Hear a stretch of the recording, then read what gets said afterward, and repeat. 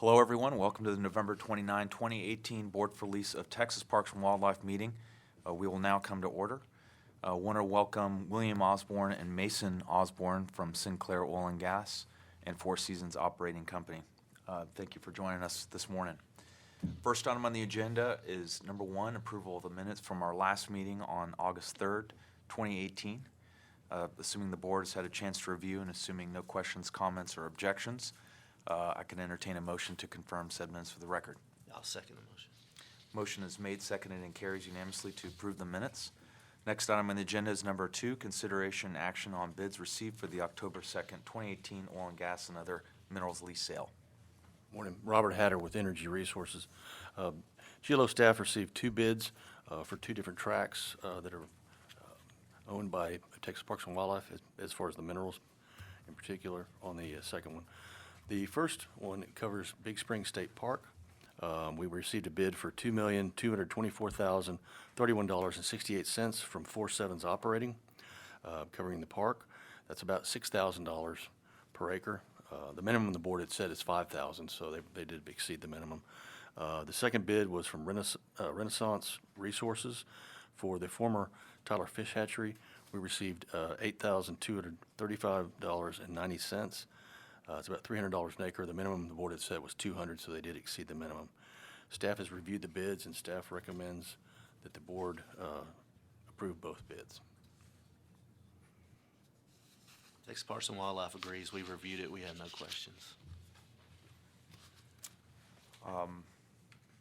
Assuming no questions, I'll go ahead and move forward based on the recommendations from staff. I'll second that motion.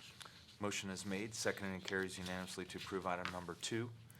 Next item on the agenda is number 3, consideration action on pooling applications. Not sure if, Mr. Hatter, you wanted to address them individually or all in one package this morning. However y'all prefer. I can do the first. I can do 3A and 3B. They're almost identical, and they're right next to each other. So that way I can present both those at the same time. Let's do that. Okay. And then I can do the third. Third one's a little different, but docket items 2A and 2B are applications by 4/7's to pool 2 units, the Comanche Trails unit and the Marcy unit. On this plat, you can see, and as well as here, you have the Marcy unit and the Comanche Trail, both 640-acre units for the drilling of horizontal Wolfcamp wells in the Sprayberry Trend area. 4/7's on both of the applications, 3A and 3B, requesting permanent oil and gas pooling from 6,307 feet to 10,159 feet as seen on an analogous well log.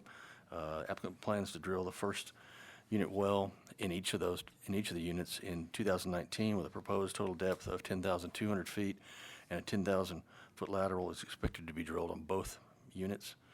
With board approval of these applications, in the Marcy unit, Texas Parks and Wildlife will have a unit royalty participation factor of 7.53%. In the Marcy unit, where there's a little less acreage, the participation factor for Texas Parks and Wildlife will be 5.74%. Parks and Wildlife will participate on a unitized basis in both units from the date of first production. And we've additionally in this area, since it's Wolfcamp, staff has asked and the applicant has agreed to drill a total of 4 wells in the unit. They have not been permitted yet, so you don't see them up here. But basically, they'll go from a surface location down here, straight up, and so they will not impact the surface of the park. There'll be no entry onto the surface of the park. They've agreed to spud the first well. Basically, the unit will terminate if they don't spud the first unit well before the end of the primary term, which starts today. So that would be November 29, 2021. But they plan to spud both wells in 2019. An additional well in each unit for a total of 2 wells in each unit have to be drilled by 2023, November 29th, 2023, or the units will reduce in size to 320 acres. Basically, they'll drop in half. The reason for those dates is one's the end of the primary term, the other's the end of the 2-year development term. So they can hold this acreage until 2023 either way. So, but at that point, if they don't drill 2 wells in each, then they will reduce in size by half. Any questions? Otherwise, staff recommends approval of items 3A and 3B. Also, the applicant has a representative here for 4.7s. I believe he has some revenue estimates, if the board would be interested in hearing that, just briefly. Absolutely. Okay. Thank you, gentlemen. I'm William Osborne, attorney for 4.7s and its partner Sinclair Oil and Gas. Sinclair's that company that you're familiar with maybe from your childhood, the Green Dinosaur Company. They're headquartered in Salt Lake City and mostly active in the western U.S., not much in Texas. And for them, I've been at work for more than a year now on a big project right next to here, right over in here in the urban core of the city of Big Spring, for the creation of 5 units under the Texas Mineral Interest Pooling Act that pooled about 8,000 small tracts within the city. The company built a website for that project. Well, we built it for them. It's bigspringwells.com. It'll tell you about it. What we're here today is a kind of the problem is that there was a big stranded donut hole in the middle of surrounding Sprayberry Wells because nobody had really had the patience to tackle the problem of the 8,000 tracts. And so we worked and had a hearing at the commission, and the commission approved that order in October. Okay, so also in October, Sinclair was high bidder for the state park acreage, which is just to the west of the urban core of Big Spring. When you're coming into Big Spring on Highway 87, you look to your left. This is where the Big Spring used to be, right?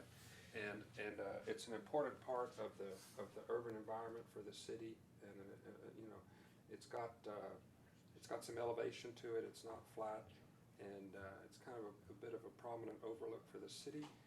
So my people took the lease. They're proposing 2 units like you see here with the first well in each, as Mr. Hatter said. These wells will be surfaced down here on acreage, and we're currently having a long, interesting discussion with the Catholic Diocese of San Angelo, which controls the surface acreage, but we're optimistic of a favorable resolution for the surface location. And up here is the urban core. Thank you, whoever changed the picture. That hasn't been drilled yet, but my people are fixing to drill based on this commission order received, which, by the way, your staff assisted us with, because there's a lot of state acreage in the urban core. It's not only cities and towns, but there's state office buildings, and you know there's different acreage here. So y'all have an interest in all this stuff. In this hearing, and so as a matter of public record, revenue estimates were submitted to the Railroad Commission because you have to prove that you need the authority to prevent waste. And I started my career as a hearing examiner over there, so I know how to do that. And we put on engineering and testimony and reserve estimates looking at the most recent drilling all the way around here. You have something very unusual happening right here. The very first 15,000-foot laterals that I've seen in my career were right here, and they were almost exactly a year ago, Thanksgiving weekend. These wells were permitted, and these are the SM, Willie Scott, and Taggart lease wells, and you can see how big they are. They're enormous. It's interesting that just 5 years ago, we were astonished to see 10,000-foot laterals, okay? Now, last year, 15,000-foot laterals. Well, it takes no smart person to suppose that within a few years, we'll be seeing 20,000-foot laterals, okay? So this is the future you're looking at right here. Over in this area, where thank you to whoever's moving the picture for me, I feel like a weatherman here. A first well is proposed and then a second well, but you can see that the potential density is very dense, and I'll look just due north at MF 119549 for anybody who's watching this on the internet, and point out here in a space exactly equal in width to one of the units we're proposing to you today, you'll see 5 well permits. This formation is such that 5 wells can be placed in here. Okay, you're in 2 units, so that's 10 wells. And the way this formation works, it's so thick, there are believed to be multiple productive benches, so that it's not only a spreading out at one level, but it's also another level below it and another level below it, so that each one of these units could have, in theory, not just 5 wells, as you see here for the unit due north, but maybe 15 wells each. That's 30 wells, okay? So, what's this worth? Well, that depends heavily, of course, on the price of oil.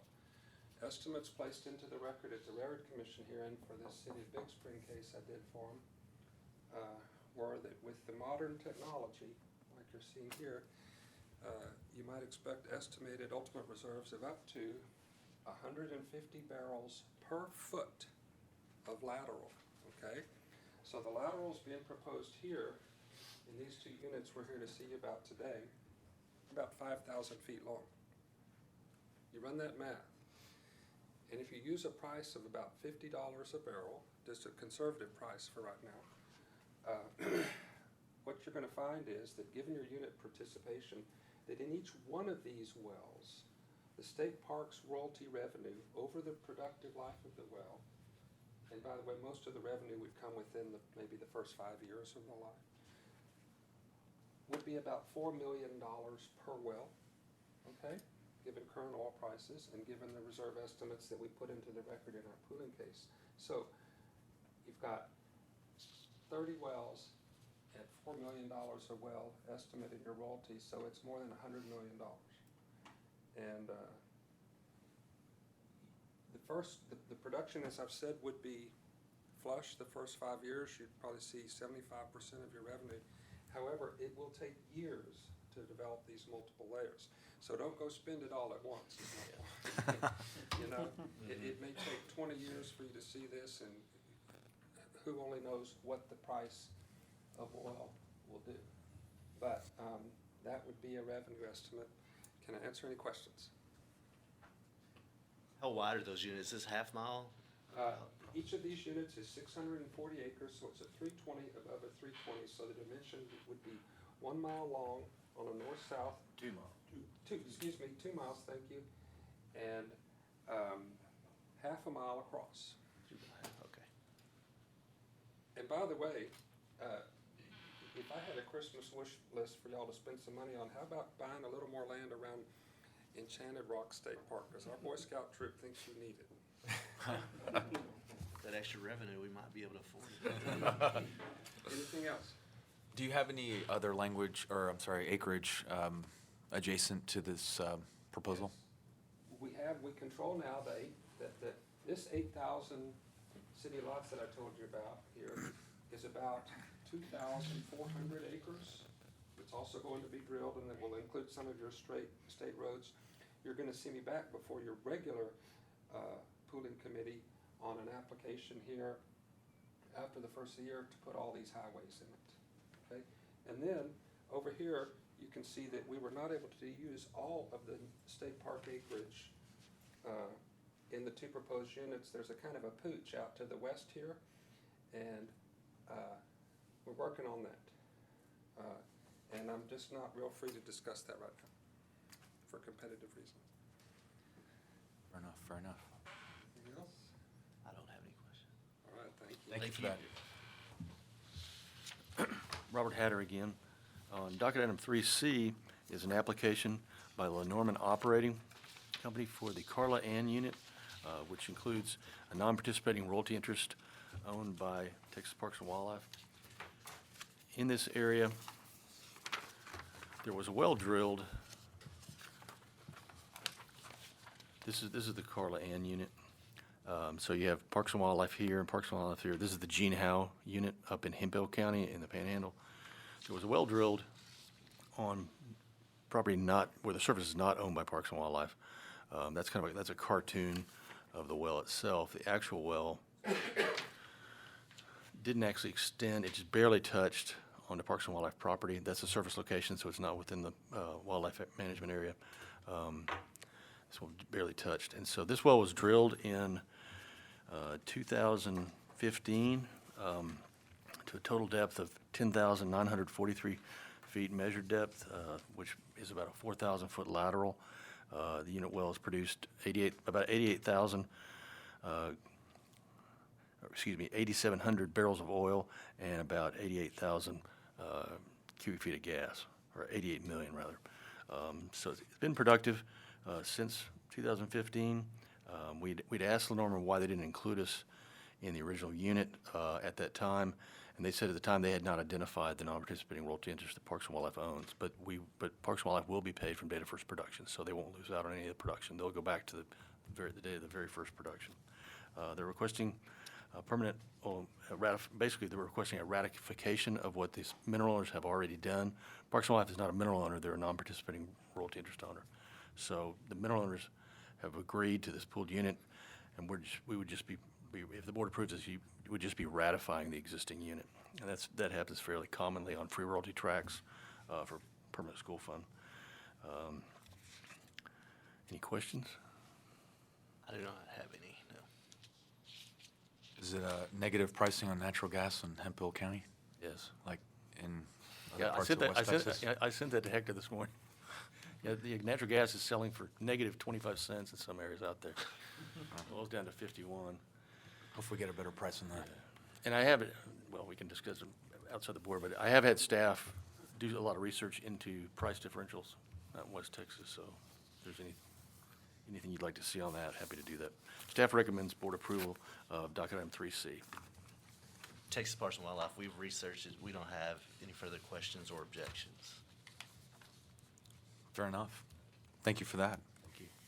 And council, that requires board approval, Yes. correct? Correct, on A, B, and Yes, C. on A, B, and C. Then I will move to approve all three items under the pooling action considerations. And I'll second the motion. Motion is made, seconded, and carries unanimously to approve item number 3. There being no further business before the board, the meeting is hereby adjourned. Thank you. Thank you, Robert.